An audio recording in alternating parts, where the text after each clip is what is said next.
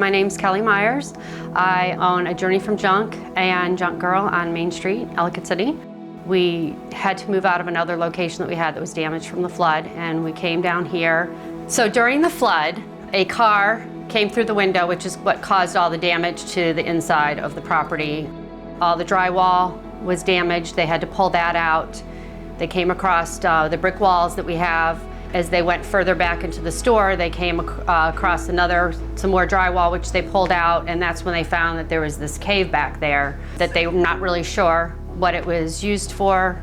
Could have been for the Underground Railroad. I heard at one point it could have been a well of some sort, and the other thing that I heard was that it was used for storage for tavern that was here at one point. My name is Sean Gladden. I'm the Executive Director at the Howard County Historical Society and the Museum of Howard County History. I mean, first of all, it feels obviously nice and cool. This would be a great place to, if you wanted to store something and keep it nice and cool in here. There were certainly saloons in Ellicott City. There was a period of time between the 1880s and leading up to Prohibition that you saw this became less of a service town and became more of a town of ill repute, I guess you could say. Once the Volstead Act was passed and Prohibition was enforced, saloons were pretty much shut down and replaced with pharmacies. However, there was still obviously a demand here in what essentially was a wet county. Knowing that Ellicott City was on a path that basically was between, obviously, two major cities, between Washington and Baltimore, that Ellicott City had a lot of traffic coming through. It would have made sense that something like this would have been where you might have stored maybe a couple of crates of whiskey if it was on its way to Baltimore, or even if it was from Baltimore making its way out to the western part of the county.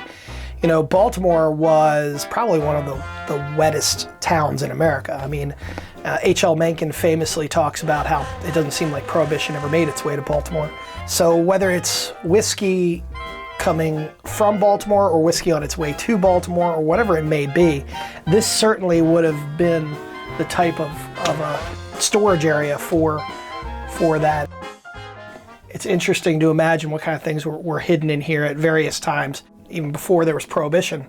Absolutely, this could have also been something where you hid fugitive slaves. We know that Ellicott City was along with Ellicott City, Elk Ridge, and Simpsonville, were on the path of the Underground Railroad. So absolutely, this could be a place to hide whiskey, to hide fugitive slaves. I mean, anything you want to hide, this is a great place to do it.